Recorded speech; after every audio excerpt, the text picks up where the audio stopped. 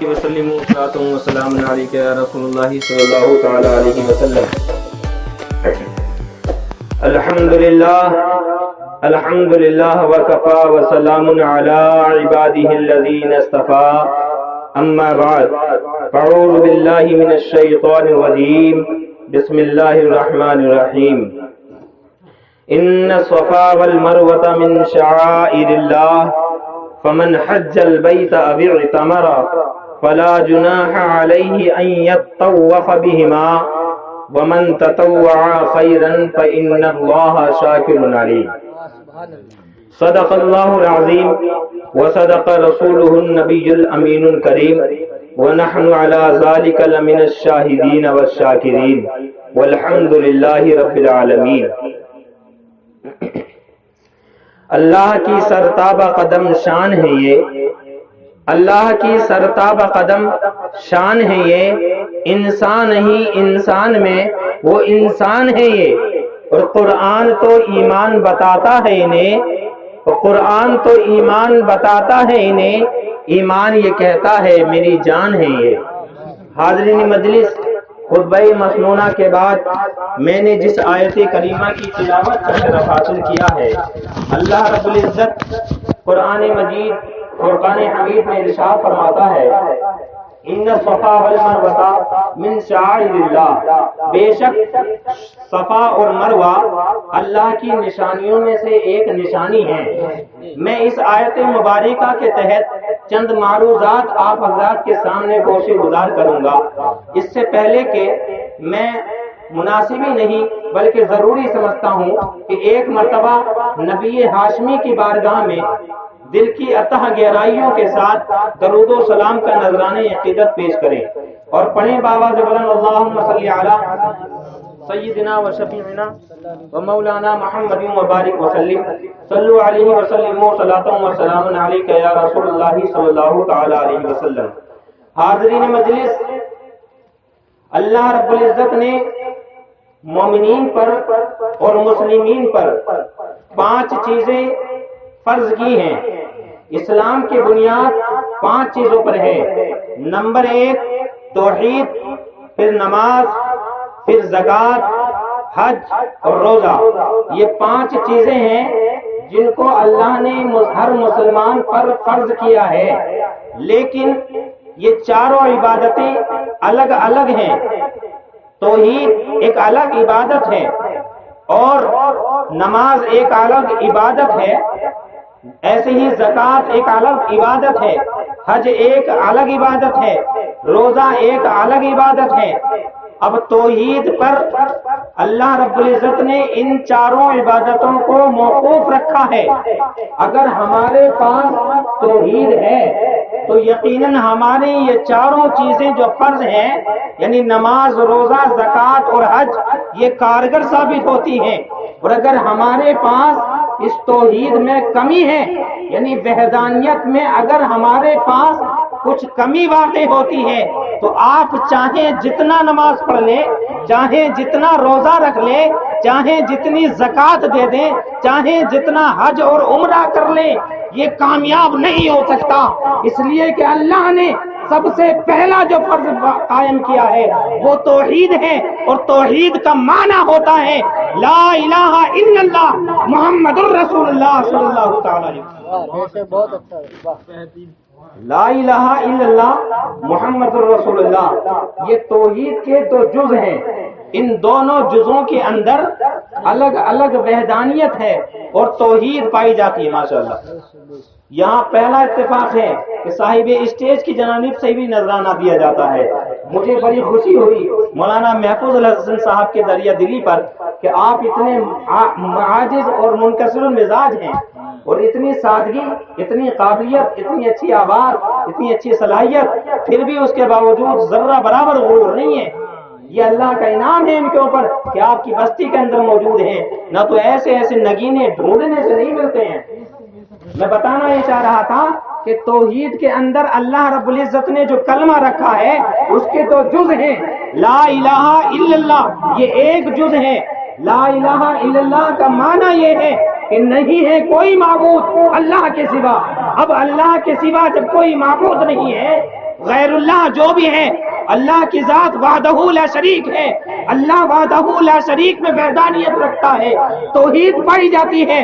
اسی طرح سے محمد الرسول اللہ میں وحدانیت پائی جاتی ہے، جس طرح سے اللہ کے علاوہ کوئی خدا نہیں ہو سکتا، اسی طرح محمد الرسول اللہ میں کوئی محمد نہیں ہو سکتا۔ اب اگر کوئی شخص یہ کہے کہ لا الہ الا اللہ، کہ تو ہم مانتے ہیں کہ اس کے اندر وحدانیت پائی جاتی ہے، اور محمد الرسول اللہ میں یہ کہہ دے کہ ہماری طرح محمد ہے، تو پھر وحدانیت کہاں پائی گئی؟ وحدانیت کا مطلب یہ ہے کہ صرف وہی پایا جائے جو کلمے کے اندر پایا جاتا ہے۔ تو کلمے کے ایک جز کو ماننا اور ایک جز کے اندر شرکت عطا کرنا اور اپنی طرح مثل پیدا کرنا، یہ وحدانیت کے خلاف ہے۔ اگر ہم کلمے کے آدھے جز کو مانتے ہیں اور آدھے جز سے انکار کرتے ہیں تو یہ وحدانیت نہیں ہو سکتی۔ اللہ رب العزت نے توحید کی بنیاد دو چیزوں پر، لا الہ الا اللہ محمد رسول اللہ، لا الہ الا اللہ یہ ایک وحدانیت ہے۔ اب میں آپ کو بتاتا چلوں، اللہ رب العزت نے ان 5 فرضوں کو انسان کے ہاتھ کے اندر جو 5 انگلیاں ہیں ان میں پوشیدہ رکھا ہے، یعنی جس طرح سے انسان کی 5 انگلیاں ہیں، ان میں سے دیکھیں اور انہیں فرض کریں کہ ہم نے اس کو توحید مانا ہے، ہم نے اس کو نماز مانا ہے، ہم نے اس کو زکوٰۃ مانا ہے، ہم نے اس کو روزہ مانا ہے، ہم نے اس کو حج مانا ہے۔ جس طرح سے ہم ان 5 انگلیوں کو ملانے کے بعد دیکھتے ہیں کہ یہ 5 انگلیاں میں سے جو اپنی ہم نے جس کو توحید مانا ہے اسے الگ رکھیں اور 4 عبادتوں کو ایک ساتھ ملائیں، تو یہ انگلی اس انگلی کے برابر نہیں، یہ انگلی اس انگلی کے برابر نہیں، نہ اس کا فیس اس سے ملتا ہے، نہ اس کا پیٹ اس سے ملتا ہے۔ یہ 4 انگلیاں آپس میں نہیں مل سکتی۔ کیوں؟ اس لیے کہ سب سے پہلے نماز ہے، اور نماز کو اللہ کے رسول نے ارشاد فرمایا، الصلاۃ عماد الدین، نماز دین کا ستون ہے، پلر ہے، کھمبا ہے۔ آپ جانتے ہیں اچھی طرح سے کھمبا کہاں گاڑا جاتا ہے؟ زمین پر۔ جب زمین ہی نہ ہو تو کھمبا قائم نہیں ہو سکتا۔ یاد رکھیں، ہم نے جب نماز کو عماد الدین مانا ہے یعنی کھمبا مانا ہے، اور ہم نے دوسرے فرائض کو جانا کہ جب یہ آپس میں الگ الگ عبادتیں ہیں، کوئی عبادت کرنے سے ایک دوسری عبادت نہیں ملتی۔ کیا ایسا ہو سکتا ہے کہ آپ نماز پڑھیں زکوٰۃ ادا ہو جائے؟ کیا ایسا ہو سکتا ہے کہ آپ زکوٰۃ دیں حج ادا ہو جائے؟ کیا ایسا ہو سکتا ہے کہ آپ حج ادا کریں اور روزہ رکھا جائے؟ نہیں ہو سکتا، ہرگز نہیں ہو سکتا، اس لیے کہ یہ 4 عبادتیں الگ الگ ہیں۔ اس لیے کہ ہم نے ایمان کو زمین مانا ہے۔ جب ہمارا ایمان سلامت ہوگا، جب ہمارا ایمان مکمل ہوگا، تبھی ہم نماز قائم کریں گے تو زمین کے اندر وہ قائم ہوگی۔ جب ہم نے روزہ رکھیں گے تو ہمارا ایمان سلامت ہوگا، تبھی وہ کامیاب ہوگا۔ جس طرح سے بنا زمین کے ہم کھمبا کو نہیں گاڑ سکتے ہیں، اسی طرح سے جب تک ہمارا ایمان مضبوط نہیں ہوگا، ہم چاہیں جتنی نماز پڑھ لیں، ہم چاہیں جتنے روزہ رکھ لیں، ہم چاہیں جتنا زکوٰۃ دے دیں، ہم چاہیں جتنا حج کر لیں، کامیاب نہیں ہے۔ اس پتہ چلا کہ ان تمام اراکین کو قائم کرنے کے لیے کسی اور کی ضرورت نہیں ہے، بلکہ ایمان کو درست کرنے کی ضرورت ہے۔ جب ایمان درست ہوگا تو نماز جو ہے ہماری ادا مانی جائے گی، قبول ہوگی، حج ادا ہوگا، زکوٰۃ ادا ہوگی، روزہ ادا ہوگا۔ لیکن جب ہم نے اس کو الگ الگ مان لیا اور ہم اگر ایمان کو ہی مضبوط نہیں رکھتے ہیں، اگر ہماری وحدانیت اور توحید میں کمی ہے، تو یقین جانے نہ نماز قائم ہوگی، نہ روزہ ادا ہوگا، نہ زکوٰۃ ادا ہوگی، نہ حج ادا ہوگا۔ اللہ سے دعا ہے مالک مولا ہمارے ایمان کو مکمل بنا دے۔ حاضرین مجلس، اب آگے بڑھتے ہیں۔ اب جب ہم حج ادا کرنے کے لیے جاتے ہیں تو حج ادا کرنے کے لیے مذہب اسلام کے اندر حج ایک ایسا رکن ہے کہ دنیا کے تمام مذاہب کو دیکھ لو، کسی بھی مذہب کے اندر ایسا اصول نہیں ملتا، ایسا ضابطہ نہیں ملتا جس کے اندر مذہب کے ماننے والوں کو پوری دنیا سے اکٹھا کر لیا جائے ایک پلیٹ فارم پر۔ صرف مذہب اسلام ہی ایک ایسا سچا واحد مذہب ہے کہ جس کے اندر چاہے دنیا کے کسی کونے میں رہنے والا ہو، چاہے عربی ہو یا عجمی ہو، ایرانی ہو، حبشی ہو یا شام ملک شام کا رہنے والا ہو، اسلام کا ماننے والا اگر ہے تو دنیا کے جس کونے میں بھی ہے، ایک موقع ایسا آتا ہے سال بھر کے اندر جس کو ہم حج کہتے ہیں، اس کے اندر دنیا کے تمام مومنین اور مسلمین ایک پلیٹ فارم پر جمع ہو جاتے ہیں۔ اسی لیے تو علامہ اقبال نے کہا تھا کہ ایک ہی صف میں کھڑے ہو گئے محمود و عیاض، نہ کوئی بند رہا نہ کوئی بندہ نواز۔ ایک ہی صف میں کھڑے ہو گئے محمود و عیاض، نہ کوئی بندہ رہا نہ کوئی بندہ نواز۔ مولانا محفوظ الحسن صاحب کی توجہ چاہوں گا ایک منٹ کے لیے۔ علامہ اقبال نے کہا ایک ہی صف میں کھڑے ہو گئے محمود و عیاض، نہ کوئی بندہ رہا نہ کوئی بندہ نواز۔ میں اس شعر کے اندر ایک سوال پیدا کرتا ہوں اور ایک اشکال پیدا کرتا ہوں، وہ یہ ہے، میں آپ بڑے فخر سے کہتے ہیں کہ ایک ہی صف میں کھڑے ہو گئے محمود و عیاض، میں کہتا ہوں ہم نے نماز کے اندر دیکھا کہ ایک صف میں کھڑے ہو گئے، ہم نے شانے سے شانہ ملایا، قدم سے قدم ملایا، امام قدموں کے نیچے سر کو رکھ دیا اور ایک صف میں کھڑے ہو گئے، لیکن اسی صف کے اندر ہمیں ایک ہی صف میں کھڑے ہوتے ہوئے تو نظر آ گئے، لیکن ایک ہی صف میں کھڑے ہوئے امیر بھی ہیں غریب بھی ہیں، ان کا لباس جدا جدا ہے۔ نماز میں ہم ایک ساتھ کھڑے ضرور ہیں، ایک صف میں ضرور کھڑے ہیں، لیکن اسی صف کے اندر امیر بھی ہے غریب بھی ہے یتیم بھی ہے فقیر بھی ہے، کوئی پھٹے ہوئے پوشیدہ لباس میں ہے، کوئی قیمتی لباس میں ہے، کوئی لباس فاخرہ میں ہے، کوئی جو ہے جینس میں ہے، کوئی پینٹ میں ہے، کوئی بہترین کرتا پاجامہ میں ہے، کوئی اعلیٰ لباس میں ہے۔ میں یہ کہتا ہوں آپ ان تمام فرق کو مٹانے کے لیے اللہ نے ایک فرض ادا کرنے کے لیے ایک رکن قائم کر دیا جس کا نام حج ہے، کہ جب ہم حج کے لیے جاتے ہیں تو نہ کوئی پینٹ ہوتی ہے نہ کوئی شرٹ ہوتی ہے نہ کوئی قیمتی لباس ہوتا ہے، ایک ہی چادر ہوتی ہے، ایک ہی احرام ہوتا ہے، ایک ہی کلر کا ہوتا ہے، نہ رنگ میں امتیاز ہے نہ کوالٹی میں کوئی امتیاز ہے۔ اگر امتیاز ہے تو یہاں ثابت ہوتا ہے کہ ایک ہی صف میں کھڑے ہو گئے محمود آیا، نہ کوئی بند رہا نہ کوئی بند رہا۔ وہی کے لیے ہے، وہی بہت اچھا، واہ واہ۔ ایک ہی صف میں کھڑے ہو گئے محمود آیا، نہ کوئی بند رہا نہ کوئی بندہ نواز۔ اللہ کی بارگاہ میں جب ہم پہنچتے ہیں حالت احرام میں ہوتے ہیں اور حالت احرام میں ہونے کے ساتھ ساتھ ایک چادر ہوتی ہے جو ہم باندھے ہوئے ہوتے ہیں اور اسی چادر کو ہم دوسرے بدن پر ڈھکے ہوئے ہوتے ہیں۔ چاہے جس رنگ کا مسلمان ہو، چاہے جس خطے کا ہو، چاہے جس ملک کا ہو، چاہے جس زبان کو جاننے والا ہو، اگر وہاں ہوگا تو اسی لباس میں ہوگا۔ اس لیے کہ اب جب یہ حکم ہوتا ہے کہ جب ہم حالت احرام میں آ گئے تو اس احرام کو باندھنے کا بھی ایک جگہ متعین ہے، ایک جگہ متعین۔ ایسا نہیں کہ آپ گھر سے باندھ کے چل دو، ایسا نہیں کہ آپ بعد میں اندر جانے کے بعد باندھو، جگہ متعین ہے، یہیں سے آپ کو احرام باندھنا ہے۔ حدود حرم میں داخل ہونے سے پہلے حالت احرام میں آنا ہوگا۔ اگر آپ نے بعد میں احرام باندھا تو گناہگار ہوگا، لہذا جب ہم نے حالت احرام میں آ گئے اور حدود حرم میں داخل ہو گئے، مالک مولا اب کیا کرنا ہے؟ طواف کرنا ہے۔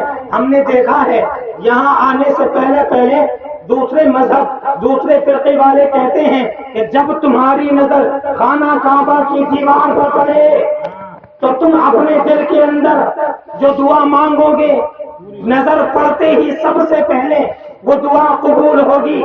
میں یہ کہتا ہوں خانہ کعبہ تو کوئی خدا نہیں ہے، وہ ایک پتھر کی دیوار ہے، اس کے اندر تو صرف ایک حجر اسود لگا ہے، وہ تو غیر اللہ ہے۔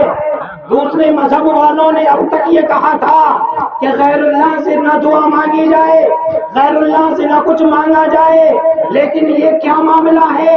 جب اللہ کے گھر میں داخل ہوا تو حکم ہوتا ہے کہ پہلی نظر جیسے پائے وہ رنگ ویسے ہی آپ کی دعا قبول ہوگی۔ تو پتہ یہ چلا کہ اللہ جس پتھر کو، جس گھر کو، جس دیوار کو اپنا بنا لیتا ہے وہ غیر اللہ نہیں ہوتا، واہ بھائی واہ، جو اللہ سے جدا ہوتا ہے وہ غیر اللہ ہوتا ہے، جو اللہ سے جدا نہیں ہوتا وہ اللہ سے وہ غیر اللہ نہیں ہوتا، وہ اللہ والا ہوتا ہے۔ تو پھر جب ہم حجر، جو اللہ کا پسند کردہ حجر ہے، جو دیوار ہے، اسے دیکھ کر کے دعا قبول ہوتی ہو تو کیا اللہ کا پسندیدہ بشر کو دیکھنے کے بعد دعا قبول نہ ہوگی؟ یہ ہمارا ایمان ہے، یہ ہمارا عقیدہ ہے کہ حجر، وہ حجر جس کو اللہ نے پسند کر لیا ہو اسے دیکھنے کے بعد دعا قبول ہوتی ہے، اور وہ بشر جسے اللہ نے اپنا قرب عطا کیا ہو اسے دیکھنے کے بعد بھی دعا قبول ہوتی ہے۔ ایسا بہت اچھا۔ درود پاک پڑھیں گے سبھی ادا۔ اللهم صل على سيدنا وشفيعنا ومولانا محمد وبارك وسلم، صلوا عليه وسلموا صلاة وسلام عليك يا رسول الله صلی اللہ تعالی علیہ وسلم۔ حجر اسود، اب حکم ہوتا ہے کہ طواف کریں، تو کیا مطاف میں گھسنے کے فوراً بعد طواف شروع کر دیں کہیں سے؟ نہیں، طواف اگر کرنا ہے تو اللہ کے رسول نے ارشاد فرمایا کہ جا حجر اسود کے سامنے اور پہلے حجر اسود کو بوسہ دے، چومو۔ حجر اسود کو چومنے کا حکم کیوں ہے؟ یہاں پر ایک بات ذہن میں آتی ہے، دوسرے فرقے کے لوگ کہتے ہیں کہ چومنا، وہ دلیل دیتے ہیں حضرت عمر فاروق اعظم کی۔ عمر فاروق نے حجر اسود کے سامنے جا کر کہا تھا، مولانا محفوظ صاحب توجہ، عمر فاروق نے کہا حجر اسود کے سامنے جا کر کے، اے حجر اسود، میں جانتا ہوں تو ایک پتھر ہے، تو نہ نفع دیتا ہے اور نہ نقصان دیتا ہے، میں صرف اس لیے تجھے چومتا ہوں کہ تجھے کالی کملی والے نے چوما ہے۔ اس حدیث پاک کو، اس واقعے کو یہیں تک نقل کیا جاتا ہے محترم حاضرین مجلس، اس سے آگے کی بات کو نہیں بتایا جاتا۔ آگے کی بات کیا ہے میں بتاتا ہوں، اور اس کا حوالہ یہ دیتا ہوں کہ صحیح بخاری شریف کی شرح ہے مولانا، صحیح بخاری شریف کی شرح فتح الباری، اس کی شرح ہے، اس کے اندر مولانا عبد الحی لکھنوی لکھتے ہیں اس کے مقدمے میں کہ حضرت عمر فاروق نے جب حجر اسود کے سامنے یہ کہا کہ اے حجر اسود، میں تجھے اس لیے چومتا ہوں کہ تجھے اللہ کے رسول نے چوما ہے، میں جانتا ہوں کہ تو نہ نفع دیتا ہے نہ نقصان دیتا ہے، میں صرف اس لیے چومتا ہوں کہ کالی کملی والے نے تجھے چوما ہے۔ حضرت علی آپ کے پیچھے کھڑے تھے، حضرت علی نے جیسے ہی یہ بات سنی تو کہا، اے عمر سنو، یہ حجر اسود نفع بھی دیتا ہے اور نقصان بھی پہنچاتا ہے۔ حضرت علی نے کہا یہ حجر اسود ضرور نفع بھی دیتا ہے اور نقصان بھی دیتا ہے۔ کہا حضرت علی، جب حضرت عمر فاروق نے دیکھا کہ پیچھے سے آواز دینے والا اور بات کو بڑھانے والا کون ہے، دیکھا تو علی، کون علی؟ ارے وہ علی جس کو اللہ کے رسول نے ارشاد فرمایا، انا مدینۃ العلم وعلی بابھا، میں علم کا شہر ہوں اور علی اس کا دروازہ ہے۔ آپ کو پتا ہے تاریخ شاہد ہے، جو تاریخی شہر ہیں ہم نے دیکھا ہے ان شہروں میں داخل ہونے کے لیے ایک دروازہ ہوتا ہے، ایک گیٹ ہوتا ہے جس سے اس شہر کے اندر داخل ہوا جاتا ہے۔ اللہ کے رسول نے علم کے شہر کے اندر داخل ہونے کے لیے یعنی خود کو علم کا شہر بتایا ہے، اور علم کا شہر بتانے کا مقصد یہ ہے کہ اگر اللہ کے رسول تک تمہیں پہنچنا ہے تو ایسے علم حاصل کرنے کے لیے اس علم کے دروازے سے داخل ہونا ہوگا جس کو اللہ کے رسول نے علم کا دروازہ قائم کیا ہے۔ آپ ارشاد فرماتے ہیں انا مدینۃ العلم، یعنی میں علم کا شہر ہوں، وعلی بابھا، اور علی اس کا دروازہ ہے۔ تو انہوں نے یہ بات کہی، اے عمر، یہ حجر اسود نفع بھی دیتا ہے اور نقصان بھی پہنچاتا ہے، آج یہ راز کھول دیا حضرت علی نے. حضرت علی نے جو بات بیان کی ہے، اس کو شرح بخاری کی جو فتح الباری کتاب ہے، مولانا عبدالحی لکھنوی اس کو اپنی کتاب کے مقدمے میں بیان کرتے ہیں. ہو بہو یہ الفاظ ہیں. آپ بیان کرتے ہیں حضرت علی نے کہا کہ یہ حجر اسود نفع بھی دیتا ہے اور نقصان بھی دیتا ہے. میدان محشر میں جب لوگ جمع ہوں گے تو حجر اسود مومنین کے ایمان کی گواہی دے گا اور کفار کے کفر کی گواہی دے گا. تو مومنین کے ایمان کی گواہی دینا ایمان والوں کے لیے فائدہ مند ہوگا، اور کفار کے کفر کی گواہی دینا یہ کفار کے کفر پر ان کو نقصان دے گا کہ ان کے کفر کی گواہی مل رہی ہوگی.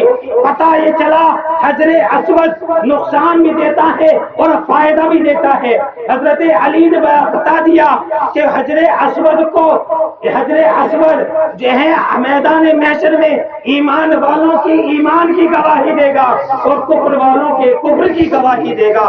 اب میرے ذہن میں یہ سوال آیا کہ حجر اسود کو چھونے کے لیے تو مومنین اور مسلمین پہنچتے ہیں مکہ المکرمہ کے اندر، مدینہ المنورہ کے اندر اور حدود حرم کے اندر. یہ الاؤ نہیں ہے، اجازت نہیں ہے، نو انٹری ہے کہ کوئی کافر داخل نہیں ہو سکتا، کوئی مشرک داخل نہیں ہو سکتا. تو مسلمانوں مجھے بتاؤ حجر اسود کیسے گواہی دے گا؟ میدان محشر میں ایمان والوں کی ایمان کی گواہی، کفار کی کفر کی گواہی کیسے دی جائے گی؟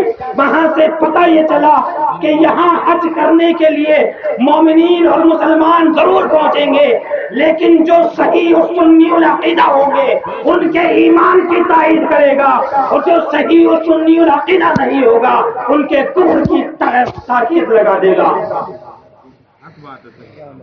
ایمان ہمارا پتہ چلا کہ حج کرنے سے پہلے ایمان کو درست کرنا ہوگا. حج کرنے سے پہلے اگر ہمارا ایمان درست نہیں ہے تو یقین جانیں یہ ہم ظاہراً تو ہم نماز پڑھتے ہیں، ظاہراً ہم روزہ رکھتے ہیں، ظاہراً ہم زکوٰۃ دیتے ہیں، ظاہراً ہم حج ادا کرتے ہیں، تو یہ ہمارے لیے یہ جان لیں کہ ہمیں ایک بہانہ دیا جاتا ہے، ہمارا ویزا لگتا ہے، ہمیں حج کرنے کے لیے وہاں پہنچایا جاتا ہے. لیکن یاد رکھے غافل مسلمان، جب تو حج کرنے کے لیے اپنا عقیدہ اور اپنا ایمان محفوظ لے کر نہیں پہنچے گا تو تیرے باطل عقیدے پر، تیرے کفریہ عقیدے پر مہر ثبت کرنے کے لیے، تیرے باطل عقیدے کے تابوت پر آخری کیل ٹھوکنے کے لیے تجھے حجر اسود کو چوموایا جائے گا، تاکہ چومنے کے بعد میدان محشر میں تیرے کفر کی تائید کی جا سکے کہ تو بظاہر ایمان والا تھا، بظاہر اسلام والا تھا، بظاہر نماز والا تھا، بظاہر زکوٰۃ والا تھا، لیکن حقیقتاً تیرا عقیدہ جب درست نہ تھا، اسلام درست نہ تھا، تو تیرے اندر کفر پھوٹ رہا تھا. لہذا تیرے جسم پر، تیرے دل پر، تیرے عقیدے پر، تیرے ایمان پر جو مہر لگی ہوئی ہے وہ کفر کی لگی ہوئی ہے. بے شک بے شک. ضروری یہ ہے کہ حج کرنے سے پہلے ہم گناہوں سے توبہ کر لیں اور ہم اپنے عقیدے کو درست کر لیں، اور ہمارے عقیدے کے اندر کسی بھی طرح کی غفلت نہ ہو، ہمارا عقیدہ باطل عقیدوں سے نہ ملتا ہو، ہم اللہ اور اس کے رسول کو سنی اور عقیدہ صحیح کے تحت مانتے ہوں. یہ ہمارا اور آپ کا ضروری ہے، تبھی ہمارا حج ادا ہوگا، تبھی ہمارے ارکان ادا ہوں گے. حاضرین مجلس، میں بتانا یہ چاہ رہا ہوں، جب ہم نے اس طرح سے حجر اسود کو چوما اور چومنے کے بعد میں اللہ کے رسول صلی اللہ تعالیٰ علیہ وسلم نے فرمایا کہ جب طواف شروع کیا جائے گا تو حجر اسود پر پہنچنے کے بعد اپنے لبوں کو اس پر ٹچ کیا جائے گا، اور ٹچ کرنے کے بعد میں اپنے ہاتھوں کو اس طرح رکھا جائے گا. اس کا مقصد یہ ہے، حدیث پاک کا خلاصہ کرتے ہوئے محدثین بیان کرتے ہیں، علماء لکھتے ہیں، مفسرین بیان کرتے ہیں، حجر اسود کے اندر یہ خاصیت پائی جاتی ہے، یہ احتیاط پائی جاتی ہے، اور یہ قدرت ہے اس کے اندر کہ وہ انسان کے جسم کے تمام گناہوں کو ایسے چوس لیتا ہے جیسے انسان ماں کے پیٹ سے نکل کر کے آ رہا ہو. اس لیے کہ جب گناہوں سے یہ پاک کر دیا جاتا ہے، انسان جب گناہوں سے بالکل صاف کر دیا جاتا ہے، دنیا کا کوئی ایسا ڈٹرجنٹ پاؤڈر ابھی تک پیدا نہیں ہوا جو انسان کے ایمان کے میل کو کاٹ دے۔ اگر پیدا ہے، اگر دنیا کے اندر کوئی چیز ہے تو وہ حجر اسود ہے کہ جو انسان کے جسم سے میل کچیل نہیں بلکہ ایمان و عقیدے کی گندگی کو دور کر کے اس کے گناہوں کو چور کر کے اسے پاک و صاف کر دیتا ہے۔ اللہ کے رسول ارشاد فرماتے ہیں انسان حجر اسود کو چومنے کے بعد ایسا ہو جاتا ہے جیسے ماں کے پیٹ سے بھی پیدا ہوا ہو اور اس نے کوئی گناہ نہ کیا ہو۔ اس کے بعد پھر آپ کو طواف کیا جاتا ہے۔ طواف کرنے کا انداز یہ ہوتا ہے کہ آپ جو ہے اللہ کے مقدس گھر میں ہونے کے باوجود آپ اکڑ کر چلیں گے اور آپ تیز رفتار سے چلیں گے، آپ غرور و تکبر اپنا کر کے چلیں گے۔ اے مالک و مولا، زمین کے کسی بھی حصے پر تو نے ہمیں اکڑ کرنے کو منع فرمایا ہے، غرور سے دور رہنے کو فرمایا ہے، تکبر سے ہمیں پرہیز کرنے کو کہا ہے۔ ہماری مسجد کے اماموں نے ہم سے کہا ہے غرور اور تکبر میں انسان کو برباد کر دیتا ہے، لیکن مالک و مولا یہ مقدس گھر ہے، یہ خانۃ الکعبہ مکرمہ ہے، اس کے اندر ہمیں اکڑ کر چلنے کا کیوں حکم دیا جا رہا ہے؟ آواز آتی ہے اے مومنین و مسلمانوں، سنو سنو، جب اللہ اور اس کے رسولوں جب اللہ کے رسول اور آپ کے صحابہ کرام نے فتح مکہ کیا تھا، مکے کو فتح کر لیا، اور آپ فتح کرنے کے بعد میں جب آپ نے طواف شروع کیا تھا تو کفار و مشرکین نے دیکھ کر کہا تھا کہ یہ تو نہیں کو ناتواں ہیں، یہ تو کمزور ہیں، یہ میدان میں ہم سے کیا مقابلہ کر سکیں گے؟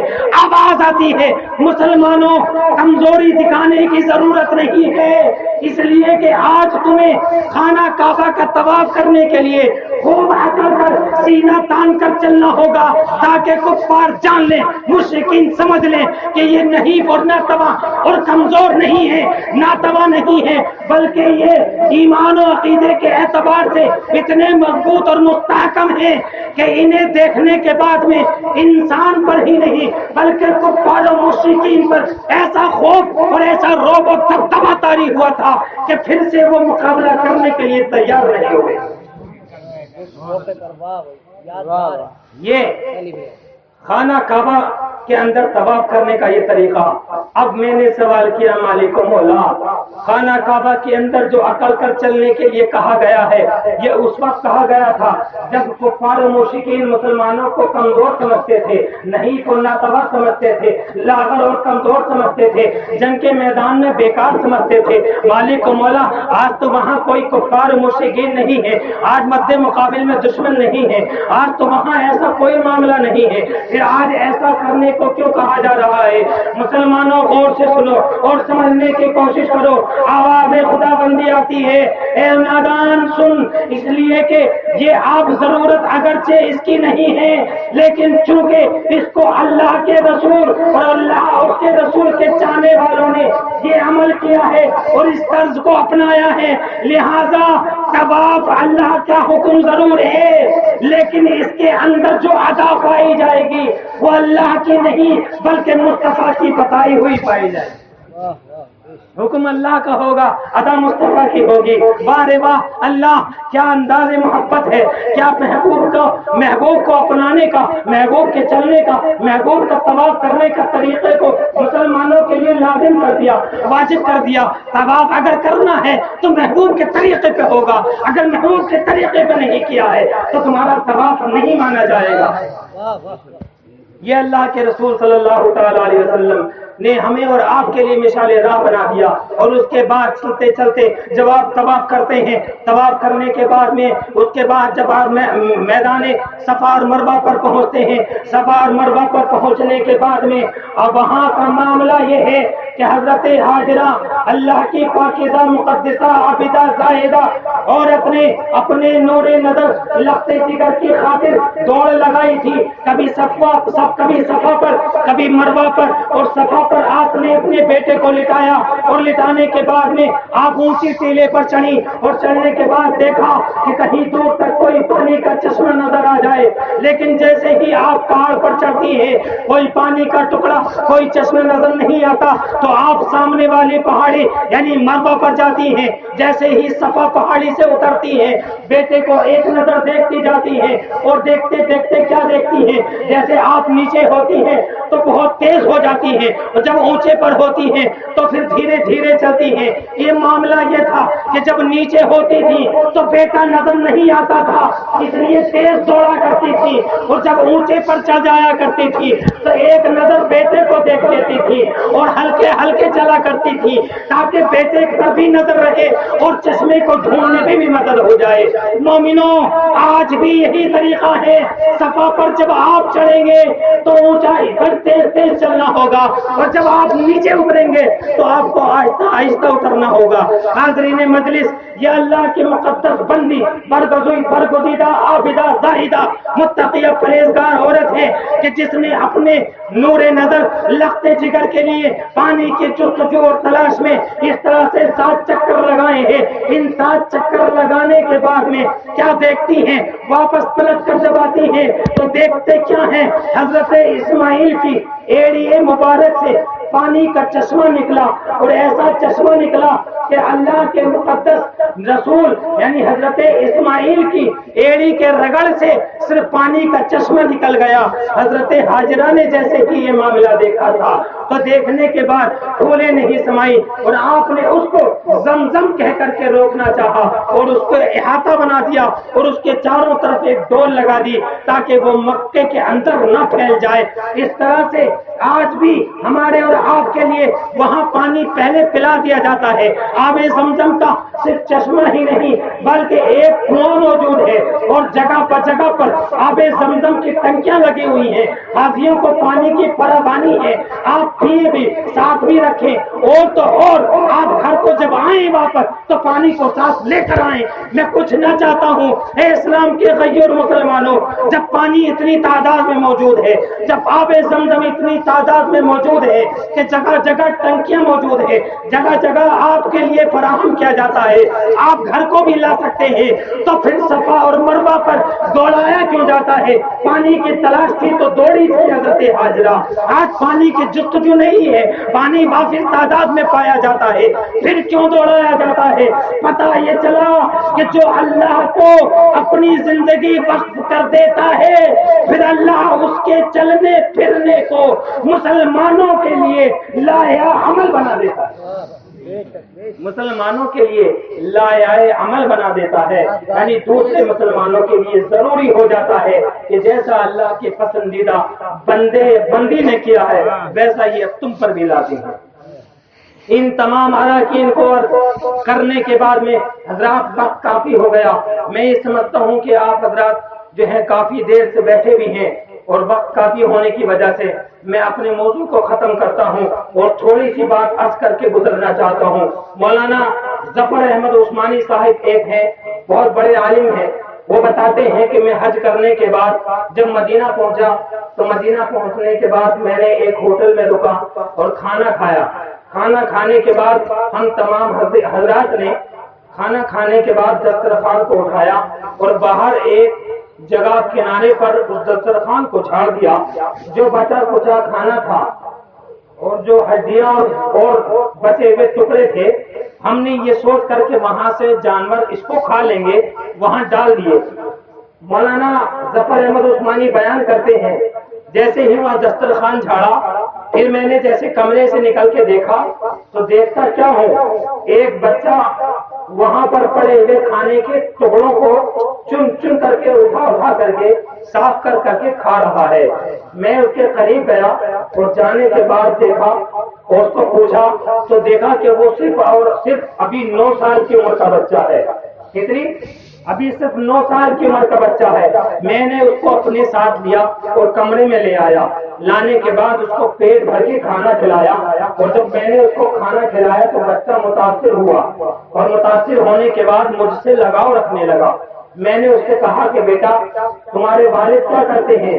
بچے نے کہا مولانا صاحب میں ایک یتیم ہوں میرا باپ زندہ نہیں ہے، میری ماں ہے جو مفلسی اور غریبی کے دن گزارتی ہے۔ اس بچے کو یہ بات معلوم کرنے کے بعد مولانا ظفر احمد عثمانی بیان کرتے ہیں، میں نے بچے سے کہا بیٹا تم میرے ساتھ ہندوستان چلو، میں تمہیں اپنے مدرسے کے اندر عالم، حافظ، قاری، مولانا بناؤں گا۔ جب تم بہترین عالم بن جاؤ گے، بہترین حافظ قرآن بن جاؤ گے، بہترین قاری قرآن بن جاؤ گے تو میں تمہیں واپس تمہاری ماں کے پاس چھوڑ دوں گا، تم چاہو تو اپنی ماں سے اجازت لے آؤ۔ یہ بچہ گیا اور جانے کے بعد میں اپنی ماں سے کہا، ماں تو پہلے سے ہی بہت زیادہ غریبی کے دن میں جھلس رہی تھی اور اپنے بچوں کو زیادہ ہونے کی وجہ سے ان کا پیٹ نہیں بھر پا رہی تھی۔ ماں نے یہ سنتے ہی اجازت دیتی، جا بیٹا چلا جا، اور اتنا سننا تھا بیٹا خوشی خوشی چلا آیا۔ اور آنے کے بعد میں مولانا بیان کرتے ہیں اس بچے کی انگلی کو میں نے پکڑا اور پکڑنے کے بعد چل دیا۔ چلتے چلتے اس بچے نے کہا، مولانا صاحب آپ کے یہاں چنے ملتے ہیں کہ نہیں ملتے ہیں؟ مولانا نے کہا کہ ہاں بیٹا میرے یہاں چنے بھی ملتے ہیں، تم شوق سے خوب کھانا، بہترین کھانا کھلاؤں گا، بہترین کپڑے پہناؤں گا، عمدہ لباس تمہیں پہناؤں گا، عمدہ تعلیم تمہیں دلاؤں گا۔ جب تم حافظ قرآن بن جاؤ گے، قاری قرآن بن جاؤ گے، عالم نبیل بن جاؤ گے، فاضل جلیل بن جاؤ گے تو تمہیں تمہاری ماں کے پاس چھوڑ دوں گا۔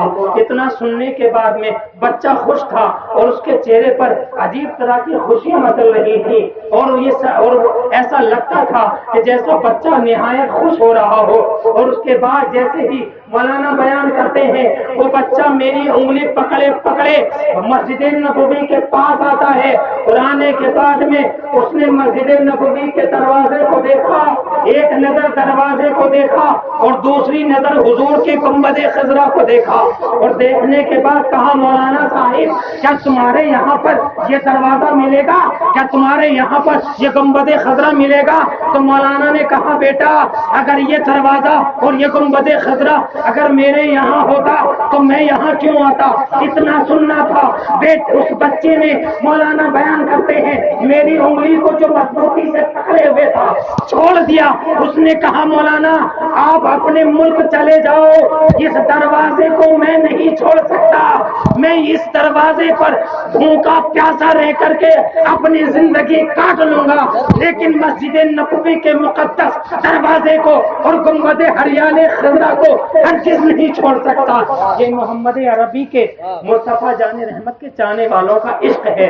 ابھی 9 سال کا بچہ ہے لیکن انداز بیان دیکھیں کہ اس بچے کے دل کے اندر اتنا عشق پایا جاتا ہے، اتنی محبت پائی جاتی ہے، تو اس نے اتنی خوشیاں، اتنی فراوانی، اتنی عمدہ لباس، عمدہ تعلیم اور تمام خرچ ہونے کے باوجود بھی صاف انکار کر دیا۔ تو مولانا آپ کو تمہارا ملک مبارک ہو، مجھے اسی دروازے پر بھوکے رہ کر کے، پیاسے رہ کر کے زندگی گزارنا مقصد ہے۔ حاضرین مجلس، جاتے جاتے میں صرف آپ حضرات کے سامنے مولانا محفوظ حسن صاحب نے جو حضرت بلال حبشی کے تعلق سے واقعہ بیان کیا، میرے دل نے چاہا کہ اسی پر مجھے ایک بات یاد آ گئی، ایک واقعہ یاد آ گیا، میں نے چاہا ہے کہ اس کو آپ حضرات تک سناتا چلوں۔ درود پاک پڑھیں ایک بار سبھی حضرات، اللہم صلی علی سیدنا و شفیعنا و مولانا محمد و بارک وسلم، صلی علیہ وسلم صلاۃ و سلام علیک یا رسول اللہ صلی اللہ تعالی علیہ وسلم۔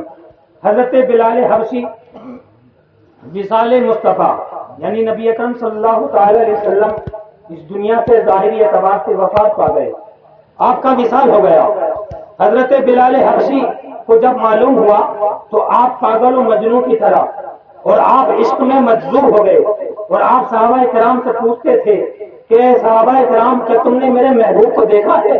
کیا تم نے میرے محبوب پاک صلی اللہ علیہ وسلم کو دیکھا ہے؟ کیا تم نے آقا کو دیکھا ہے؟ تو صحابہ کرام کہتے تھے، اے بلال تم کو تمہارے عشق نے پاگل کر دیا ہے، تم کو تمہارے عشق نے مجذوب کر دیا ہے۔ آقا علیہ الصلوۃ والتسلیم اب اس دنیا سے کوچ کر چکے ہیں، ظاہری طور سے پردہ فرما لیا ہے، آپ اپنے قبر انور کے اندر جلوہ بار ہیں۔ اتنا سننا تھا، حضرت بلال حبشی کے رات و دن نہیں کٹتے ہیں۔ آپ بیان کرتے ہیں کہ آپ 1 سال آپ نے وصال مصطفیٰ کے بعد مدینہ المنورہ کو چھوڑ دیا اور آپ پاس ملک شام میں چلے گئے۔ ملک شام میں ایک جگہ حلب ہے، حلب کے اندر آپ نے رہنا سہنا شروع کر دیا۔ 1 سال تک آپ رہتے رہے۔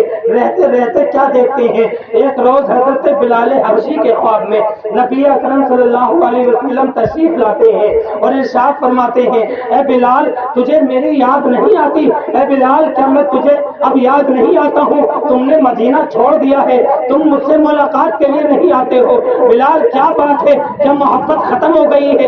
کیا تمہارے اندر وہ عشق نہیں رہا ہے؟ بلال کی آنکھ کھلتی ہے، بلال کی آنکھ جیسے ہی آنکھ کھلتی ہے فوراً اپنا رخت سفر باندھ لیتے ہیں، اور سفر باندھنے کے بعد میں آپ بیان کرتے ہیں کہ جیسے ہی بلال نے اپنا رخت سفر باندھا ہے فوراً مدینہ المنورہ تشریف لے کر آئے ہیں۔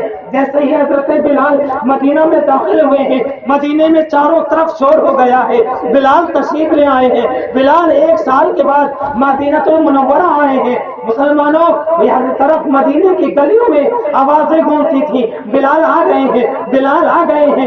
بلال آنے کے بعد میں جیسے ہی گنبد خضرا میں داخل ہوتے ہیں اور آپ کہتے ہیں آقا بلال حاضر ہے، آقا غلام حاضر ہے، آپ کی ملاقات کے لیے آپ نے یاد فرمایا ہے، بلال آپ کے سامنے موجود ہے۔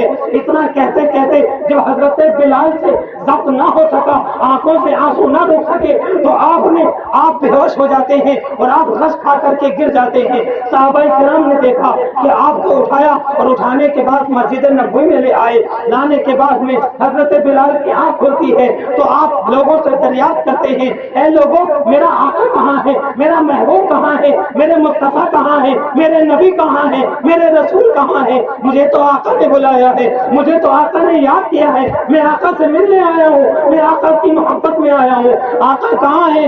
آپ اس طرح زاروں قطار روتے ہیں اور اس طرح سے بے ہوش ہوتے چلے جاتے ہیں۔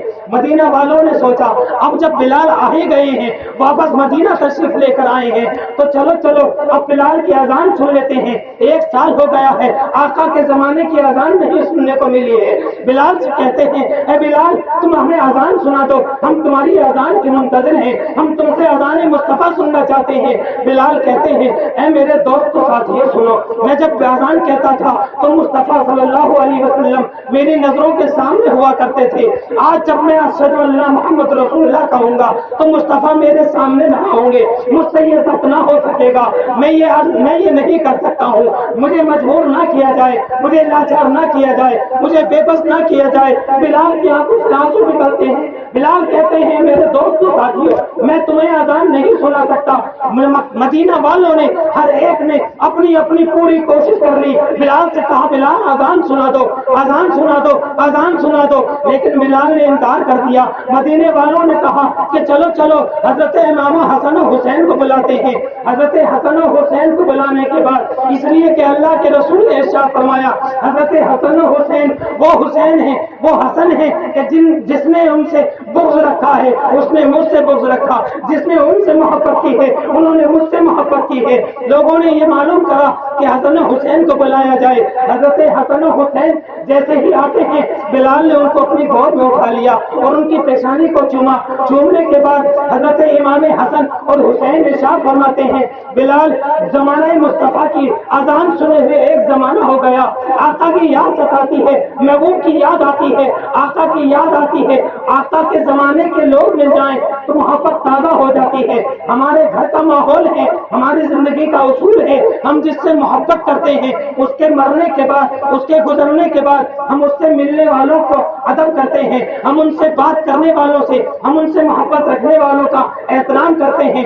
ہماری بستی کے اندر سے اگر کوئی صاحب انتقال کر جاتے ہیں اور وہ امام صاحب سے محبت رکھتے تھے، ہمارا جی چاہتا ہے، ہمارا حق بنتا ہے کہ ہم بھی ان سے محبت رکھیں، اس لیے کہ ہمارا مؤذن، ہمارے گھر کا ایک مہمان، ہمارے گھر کا ایک فرد ہمارے امام صاحب سے ملاقات کیا کرتا تھا، محبت رکھا کرتا تھا۔ میری دادی دنیا سے رخصت ہو چکی ہے، میری دادی کی جو سہیلیاں تھیں، میری دادی کی جو پڑوسن عورتیں تھیں، وہ جو آ کے ان سے بات کیا کرتی تھی تو ان کی اچھی لگتی تھی۔ آج جب دادی نہیں ہے تو دادی کی جگہ ان عورتوں کو دیکھنے کے بعد ایسا لگتا ہے جیسے یہ میری دادی ہے، جیسے یہ میری ماں ہے، جیسے میری دادی کی ہمجولیاں ہیں، مجھ سے اتنا ہی پیار کرتی ہیں، مجھ سے اتنا ہی محبت رکھتی ہیں جس طرح سے میری دادی رکھا کرتی کرتی تھی. حضرت امام حسین نے کہا بلال اذان سنا دو, مصطفیٰ کے زمانے کی اذان سننے کو جی چاہتا ہے. امام حضرت حسن و حسین کے کہنے پر بلال انکار نہ کر سکے, اس لیے کہ حسن و حسین کا کہنا ٹالنا آسان نہیں ہے, اس لیے کہ اللہ کے رسول نے ارشاد فرمایا حسین کو جس نے حضرت حسن و حسین سے جس نے بغض رکھا اس نے مجھ سے بغض رکھا, جس نے ان سے پیار کیا اس نے مجھ سے پیار کیا. اتنا سننے کے بعد میں حضرت بلال اذان دینے کے لیے تیار ہو جاتے ہیں اور مسجد نبوی کی چھت پر کھڑے ہوتے ہیں. آپ جیسے ہی اللہ اکبر اللہ اکبر اللہ اکبر اللہ اکبر کی صدا لگاتے ہیں اور اذان دیتے دیتے جیسے ہی اشہد ان محمد رسول اللہ پر پہنچتے ہیں, پہنچنے کے بعد میں ماجرا کیا ہوتا ہے. بلال کی آنکھوں کے سامنے جب آقا کا چہرہ نہیں آیا, جب آقا کا دیدار نہیں ہوا, مصطفیٰ کی زیارت نہیں ہوئی, تو حضرت بلال نے حضرت محمد اشہد ان محمد رسول اللہ پر پہنچنے کے بعد میں غشی کھا کر کے بے ہوش ہو جاتے ہیں اور زمین پر گر جاتے ہیں. آقا علیہ الصلوۃ والتسلیم کے صحابہ کرام نے بلال کو اٹھایا اور مسجد نبوی میں لے آئے, اور لانے کے بعد میں پوری مدینے کے اندر شور ہو گیا. جیسے ہی اذان بلالی مدینے میں گونجتی ہے بچوں میں شور ہو جاتا ہے, عورتوں میں شور مچ جاتا ہے, مردوں کے اندر چرچا ہونے لگتی ہے. بچے اپنی ماؤں سے پوچھتے ہیں اے ماں آج بلال اذان دے رہے ہیں, آقا کا مؤذن تو آ گیا ہے, آقا کب تشریف لائیں گے, آقا کا مؤذن تو آ چکا ہے, مؤذن نے اذان دے دی ہے, اب لگتا ایسا ہے جیسے آقا تشریف لانے والے ہیں. بلال اذان بلالی ہوتی ہے اور سننے کے بعد میں پورے مدینے کے اندر چرچا ہو جاتا ہے. معاملہ یہ ہے کہ جیسے ہی بلال کو مصطفیٰ کا دیدار نہیں ہوتا ہے, مصطفیٰ کے دیدار نہ ہونے کی وجہ سے بلال غشی کھا کر کے بے ہوش ہو جاتے ہیں.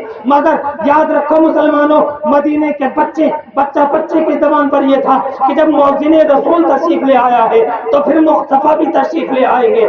آقا علیہ الصلوۃ والتسلیم کے زمانے کے بچے ایسے ہوا کرتے تھے کہ جب وہ آقا کے مؤذن کی آواز سنتے تھے تو آقا کی یاد تازہ ہو جایا کرتی تھی. ایک ہمارے اور آپ کے گھروں کے اندر بچے ہیں, انہیں فلم انڈسٹریز کے تمام ہیرو ہیروئنوں کے نام معلوم ہے, انہیں تمام ناٹک اور سیریلوں کے نام معلوم ہے, انہیں دنیاوی تمام ایکٹرز کرکٹر کے نام معلوم ہے. اگر معلوم نہیں ہے تو صحابہ کے نام معلوم نہیں ہے, اگر معلوم نہیں ہے تو مصطفیٰ کا نام معلوم نہیں ہے, اگر نام معلوم نہیں ہے تو اپنے مذہب اسلام کا نام معلوم نہیں ہے. مسلمانوں آج یہ عہد کر لو اور یہ تعین کر لو کہ ہم اپنے بچوں کو اپنے گھروں کے اندر مصطفیٰ کے چاہنے والوں کے واقعات سنایا کریں گے, مصطفیٰ کے واقعات سنایا کریں گے, اللہ اور اس کے رسول کے ذکر کو سنائیں گے اور آقا کے چاہنے والوں کے جو ہے نام اور ان کے واقعات سنا کر کے ایمان کو جلا بخشیں گے. اللہ رب العزت سے دعا ہے مالک مولا, وقت کافی ہو گیا, کہنے سننے میں سبقت لسانی پر جو بھی غلطیاں واقع ہو گئی ہوں اللہ اپنی رحمت سے معاف فرمائے. وآخر دعوانا الحمدللہ رب العالمین.